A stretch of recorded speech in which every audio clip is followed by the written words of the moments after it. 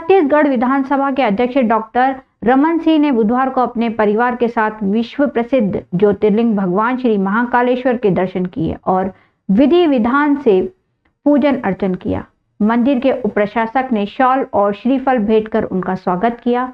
Doctor Singh ने भगवान महाकाल से छत्तीसगढ़ और देश की सुख समृद्धि के लिए प्रार्थना की। मीडिया से चर्चा करते हुए उन्होंने कहा कि उन्हें पिछले 45 सालों से लगातार महाकाल का आशीर्वाद मिल रहा है और उनके जीवन की सारी उपलब्धियां उन्हीं के आशीर्वाद से संभव हुई हैं। उन्होंने श्री महाकाल लोक कॉरिडोर सहित मंदिर समिति द्वारा किए गए अद्भुत विकास कार्यों की भी सराहना की और देश की प्रगति के लिए प्रधानमंत्री नरेंद्र मोदी के नेतृत्व की तारीफ की। जय श्री महाकाल। मैं लगातार पिछले 45 सालों में महाकाल के दर्शन और दर्शन के बाद आशीर्वाद उनका मिलता रहा है। जब जब मुझे लगता है कि आशीर्वाद के लिए आना है परिवार सहित, तो हम सब उनके आदेश के अनुसार आते हैं। विधायक के नाते मध्य प्रदेश में 10 साल रहा, लगातार आता रहा। फिर 15 साल प्रदेश में छत्तीसगढ़ का मुख्यमंत्री रहा, फिर केंद्र में मंत्री रहा। अभी राष्ट्रीय उपाध्यक्ष संगठन में रहने के बाद नया दायित्व है स्पीकर का। तो ऐसे 40 साल की यात्रा में जो जहाँ तक मैं पहुँचा हूँ, ये स्पष्ट है कि महाकाल के आशीर्वाद से ही संभव हुआ है और उनका लगातार हम लोग आके पूजा करते हैं। मगर जिस प्रकार से मंदिर समिति ने इस परिसर को विकसित किया है वो अद्भुत है। ऐसे भी महाकाल की शक्ति, महाकाल का प्रभाव, महाकाल अपने काम करा लेते हैं, मगर जो समिति ने जिस सोच विचार को लेकर इतना शानदार पुनर्निर्माण किया है, ये देखने के बाद और मन में खुशी होती, प्रसन्नता होती है।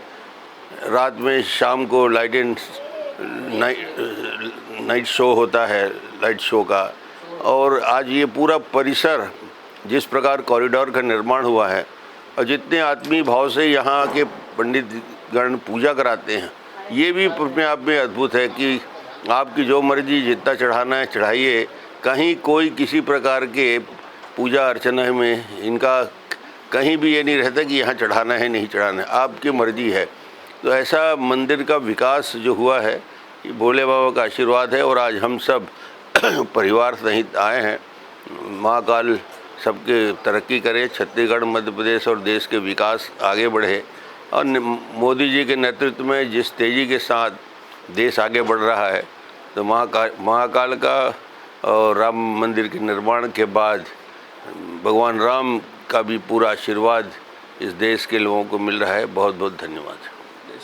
कोठी पैलेस स्थित बाबा साहब डॉक्टर भीमराव अंबेडकर की प्रतिमा स्थल पर अजाक्स जिला उज्जैन द्वारा संविधान दिवस के अवसर पर कार्यक्रम का आयोजन किया गया।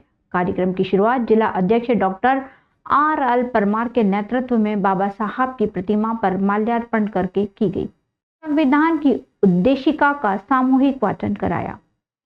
हम भारत के लोग भारत को एक संपूर्ण प्रभुत्व संपन्न समाजवादी पंथ निरपेक्ष लोकतंत्रात्मक गणराज्य बनाने के लिए पूर्ण उद्देशिका का वाचन किया गया।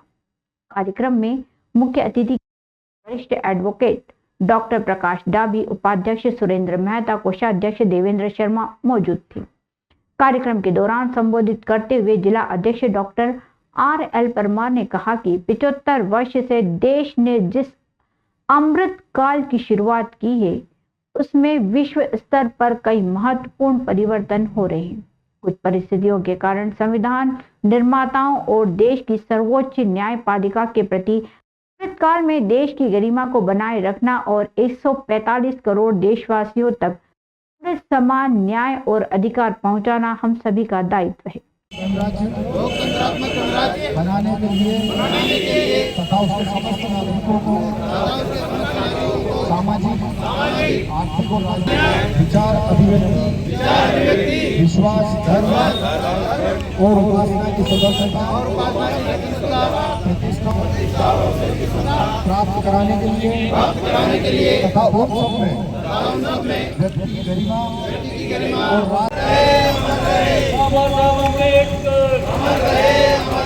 जब तक सूरज चांद रहेगा, जब तक सूरज चांद रहेगा, कौन करेगा? संविधान दिवस 26 नवंबर 1949 से आज तक 77 वर्ष में प्रवेश कर गया है। अमृतकाल की वेला है, लेकिन इस अमृतकाल की वेला में भी कई लोग विष उगल रहे हैं और इस समाज को उद्वेलित कर रहे हैं। मतलब समाज आगे बढ़े और उस चीज़ को लड़ाई को लड़े। लेकिन हम तो, हमारा एक स्लोगन शुरू से रहा है कि रोटी अवार्ड से लेके बेटी अवार्ड तक आरक्षण जरूरी है और उस आरक्षण का पालन सभी को करना चाहिए। जो बाबा साहब और महात्मा गांधी के बीच समझौता पुनः पेश हुआ था, उसका अनुपालन सवर्ण समाज को करना चाहिए। अगर ऐसा नहीं करते हैं तो देश विपरीत परिस्थिति की ओर जा रहा है और इसके लिए वो सभी जिम्मेदार रहेंगे जो उसके इस देश को बनाने में स्वर्णमय आभा से, जिस तरह से बाबा साहब ने स्वर्णमय चक्र की कल्पना करी थी कि हमारा नीला जो चक्र है वो 24 बिंदुओं का 24 घंटों का प्रतीक है और ये देश स्वर्णमय आभा से युक्त हो। मतलब इस देश के झंडे को पकड़ने वाले बांस का जो बेम्बू रहता है वो पीले कलर का रहता है, गोल्डन का। तो इस देश के 145 करोड़ लोग जो है गोल्डन आभा लिए हो। तो आज इस देश में बहुत चंद लोग गोल्डन आभा लिए हुए हैं। तो ऐसी स्थिति में दुखद स्थिति है और ऐसा कोई परिणाम देश में अगर कालांतर में पैदा होता है तो उन सबकी जिम्मेदारी बनती है। इस तरह से इस देश में 668 रियासतों को मिलाकर ये देश बना है। अलग अलग प्रतीकों, अलग अलग झंडे, अलग अलग रीति रिवाजों से मिलकर ये देश बना है। और ऐसी स्थिति में अगर ये अलग अलग झंडे और रीति रिवाजों को देश को एक नहीं किया होता तो भारत भूभाग नहीं कहलाता। तो भारत भूभाग को बचाने की जिम्मेदारी जितनी हमारी है, अनुसूचित जाति जनजाति और ओबीसी की, उतनी ही स्वर्ण समाज की भी है कि वो उस चीज को मतलब पालन करे। क्योंकि देश की परंपराओं, प्रथाओं और का पालन जो है मेरा समाज पूरी तरह से करता है। और इसके लिए हम सब आज 26 नवंबर को आज संविधान दिवस मना रहे हैं। संविधान विधायिका में सर्वोच्च हो, कार्यपालिका में भी सर्वोच्च हो और न्यायपालिका में भी सर्वोच्च हो। और जो संविधान के विरोध बोले उसके खिलाफ सख्त से सख्त कार्रवाई हो। जय भीम, जय भारत, जय संविधान। 24 खंबा महाकाल घाटी स्थित समाज की धर्मशाला में क्षत्रिय मराठा समाज द्वारा 6 दिवसीय चंपाष्टमी महोत्सव की कड़ी में 56 भोग, अन्नकूट एवं पुरस्कार वितरण का आयोजन किया गया। मंदिर पर अध्यक्ष अनिल धर्मे की अध्यक्षता में भगवान कुलदेवता मल्हार मार्तंड देव का विधिवत पूजन किया गया और महाआरती की गई। इस दौरान समाज के वरिष्ठजन एवं युवाओं ने बड़ी संख्या में उपस्थित होकर भाग लिया। सचिव अनिल गावड़े ने जानकारी देते हुए बताया कि चंपा षष्ठी महोत्सव के अवसर पर आयोजित कार्यक्रम में समाज की क्षत्राणियों ने उत्साहपूर्वक सहभागिता दर्ज की और महाराष्ट्रीयन पारंपरिक व्यंजन भाकरवड़ी एवं अनार से विशेष रूप से तैयार किए गए, जिनका सभी ने मिलकर आनंद लिया। पारंपरिक व्यंजनों के साथ सांस्कृतिक वातावरण और आपसी मेल मिलाप ने कार्यक्रम को और भी यादगार बना दिया। कार्यक्रम के अवसर पर चंपा षष्ठी महोत्सव के अंतर्गत विभिन्न प्रतियोगिताओं में भाग लेने वाले सभी समाज के बच्चों को समाज की ओर से सम्मानित किया गया। प्रतिवर्षानुसार इस वर्ष भी क्षत्रिय मराठा समाज द्वारा बाबा मल्हार की पारंपरिक पालकी एवं भव्य चल समारोह का आयोजन किया गया। ऐसा है कि हमारी जो परंपरा है, मल्हार मार्तंड का अवतरण दिवस हम मनाते हैं और प्रतिवर्ष ये जिस दिन स्थापना होती है उससे लेके तो चंपा षष्ठी तक हम प्रतिदिन कुछ न कुछ प्रतियोगिता आयोजित करते हैं। बाबा मल्हार को 56 भोग लगाते हैं, जिसमें हमारे मराठी व्यंजन जो होते हैं उसको विशेष महत्व देके बाबा मल्हार को ऐसा भोग लगाया जाता है। और प्रत्येक जो घर से इसके लिए तैयार करके लाती हैं व्यंजन, जिसका इंतजार करती है साल भर के बाबा मल्हार के लिए हम कुछ लेके जाए, ऐसे पकवान इसमें लेके आए जाते हैं और बाबा मल्हार को भोग लगाया जाता है। लगभग 56 प्रकार के भोग ने जो पदार्थ है उनका भोग लगाया गया है। शाम 4 बजे भव्य चल समारोह समाज की धर्मशाला से निकाला गया। भव्य चल समारोह 24 खंबा माता मंदिर गुदरी चौराहा से प्रारंभ होकर शहर के विभिन्न भागों से होता हुआ वापस मंदिर पहुंचा। चल समारोह का जगह जगह सामाजिक कार्यकर्ताओं द्वारा स्वागत किया गया। कार्यक्रम के दौरान समाज अध्यक्ष अनिल धर्मे ने कहा कि इस वर्ष भगवान कुलदेवता मल्हार मार्तंड की पालकी ऐतिहासिक स्वरूप में निकाली गई। विशेष रूप से समाज की बेटियां विभिन्न रूपों में साज सज्जा के साथ चल समारोह में आकर्षण का केंद्र रही। 30 नवंबर रविवार को भंडारा भोजन प्रसाद के साथ कार्यक्रम का समापन होगा। भंडारा सुबह 11 से शाम 4 बजे तक चलेगा।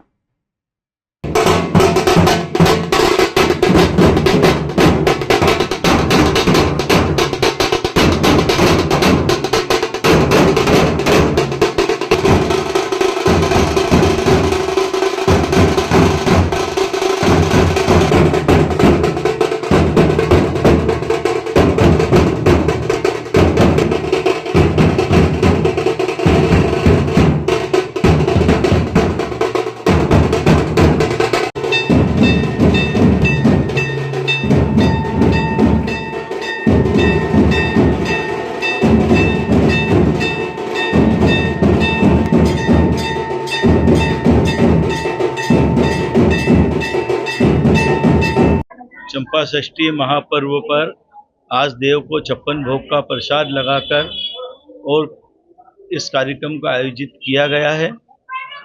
आज 26 तारीख को देव की पालकी सवारी मार्ग से होते हुए भक्तजनों को दर्शन देने वाली है। इस 5 दिन के उत्साह को देखते हुए निश्चित रूप से हजारों की संख्या में भक्तजन पालकी के दर्शन के लिए और पालकी के साथ रहने वाले हैं। पालकी का स्वरूप बड़ा ही मनमोहक रहने वाला है, जिसमें आतिशबाजी, छतरानियाँ, तुलजा भवानी की झांकी और विभिन्न प्रकार के नए आयामों को जुलूस सवारी के पालकी में आपको देखने को मिलेगा। इसलिए सभी भक्तजनों से निवेदन है कि आप इस शुभ अवसर को न छोड़ें, अपना समय निकालकर देव की इस पालकी में सम्मिलित होएं और होने वाले इस आयोजन को सफल बनाएं। तो जिन लोगों ने रंगोली प्रतियोगिता में, व्यंजन प्रतियोगिता में, शस्त्र में, अंताक्षरी में और फैंसी ड्रेस प्रतियोगिता में भाग लिया था, इसके अलावा जो बच्चे कल की ट्रेडिशनल लाठी प्रतियोगिता में सिल्वर, गोल्ड और मेडल जीत कर आए हैं, उनको भी आज सम्मानित किया गया है। और जितने भी लोग फर्स्ट, सेकंड, थर्ड होने हैं, उन सबको आज प्रोत्साहन पुरस्कार और नगद राशि के रूप में उनको प्रोत्साहित किया गया है।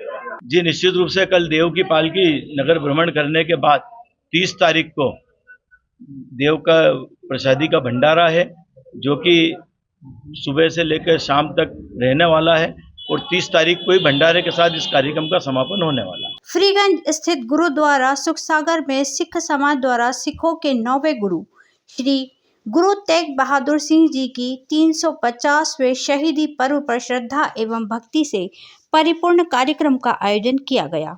इस अवसर पर गुरुद्वारा परिवार में विशेष कीर्तन दरबार रखा गया और 350 दीप ज्योतियां प्रज्वलित की गईं। कार्यक्रम में अमृतसर से पधारे रागी जत्थे ने मधुर शब्द कीर्तन प्रस्तुत कर वातावरण को भक्ति रस में रंग दिया। कीर्तन में सिख समाज के साथ साथ विभिन्न समुदायों के लोगों ने बड़ी संख्या में भाग लेकर गुरु साहिब के प्रति अपनी श्रद्धा प्रकट की। गुरुद्वारा सुखसागर के अध्यक्ष चरणजीत सिंह कौलरा ने बताया कि गुरु तेग बहादुर जी ने धर्म, मानवीय मूल्यों और सत्य की रक्षा हेतु अपना सर्वोच्च बलिदान दिया। इतिहास में दर्ज है कि 1675 में औरंगजेब द्वारा जब धार्मिक स्वतंत्रता पर संकट आया, तब गुरु तेग बहादुर जी ने कश्मीरी पंडितों और समस्त मानवता की रक्षा के लिए अपने प्राण न्यौछावर कर दिए। इसी कारण उन्हें हिंद दी चादर की उपाधि से सम्मानित किया गया। उनकी शहादत की स्मृति में गुरुद्वारा सुखसागर में पिछले 3 दिनों से अखंड पाठ का आयोजन किया गया, जिसका समापन कीर्तन और ज्योति प्रज्वलन के साथ हुआ। कार्यक्रम के अंत में संगत को गुरुद्वारा प्रबंधन समिति द्वारा प्रसाद वितरित कर किया गया।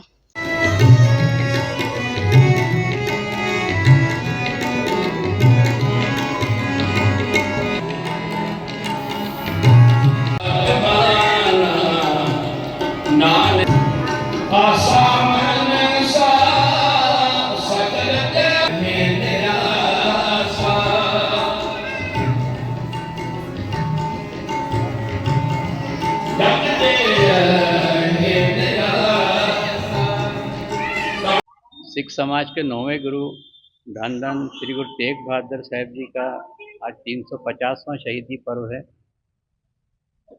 गुरु तेग बहादुर जी जैसे सबको विदित है, हिंदुत्व की रक्षा के लिए उन्होंने कुर्बानी दी थी।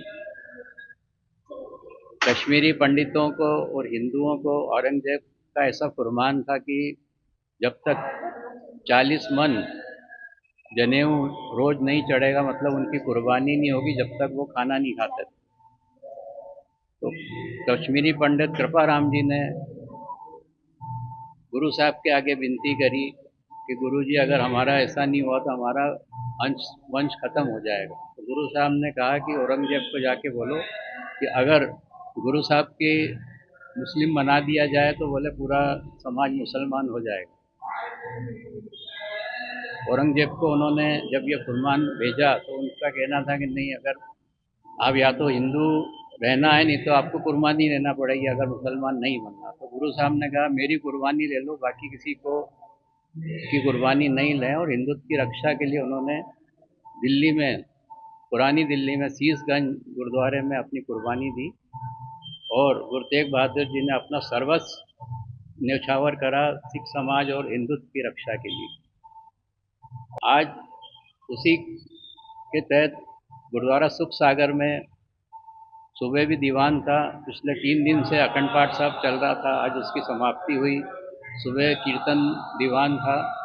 आज भी अमृतसर से विशेष तौर से पूजे भाई साहब भाई अमनदीप सिंह जी का कीर्तन है। उसके बाद सारी समाज के लिए, संगत के लिए लंगर की सेवा है। सब संगत से विनती है गुरु साहब के दर्शन करें और गुरु साहब की खुशियाँ प्राप्त करें।